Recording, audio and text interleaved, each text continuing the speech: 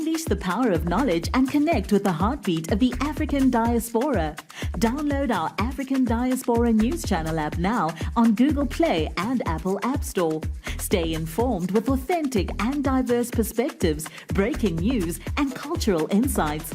Immerse yourself in a community that celebrates unity, resilience, and progress. Experience the vibrancy of the diaspora at your fingertips. Don't miss out. Empower your perspective today. Search African Diaspora News Channel and join the conversation. A student at Honey Creek Elementary School said that he came in from recess one day after playing. He was thirsty, so he went to the water fountain, and he said the water fountain that he went to had a sign that said "Colored Only." And so he's like, okay, that's weird.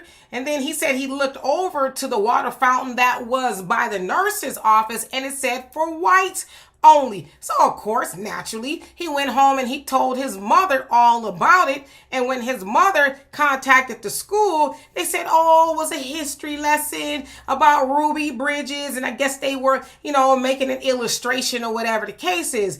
Now, the school district, Rockdale School District, that is, looked into it and they said, well, it's a little insensitive, but there was no foul play, no ill will. It was for a history lesson, and they, will think about their lessons from that point on.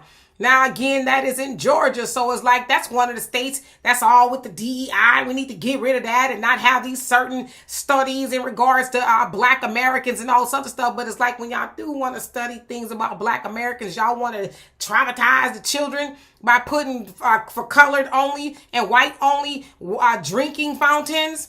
Is that what y'all decide to do? And talking about, oh, it didn't mean any harm. Yes, you did. You knew exactly what you were doing. But, thank goodness that he did tell his mom what happened. But I hope that the mom, and, she wants some accountability, but they not going to get it. But I hope that she tells her children, well, you probably don't want to be drinking after them no way. It's good that you got your own drinking fountain away from them. You know what I mean? But teach your children, that's just what they do, which is why that's another great argument that we need to be teaching our own children in our own environments, that we could not have them be traumatized by white supremacists, because that's the stuff they like to do. And yeah, they all up in the elementary schools too, trying to remind your children as to why they, and I'm not saying they are, but they are inferior to them, which is why white supremacy is a false idea.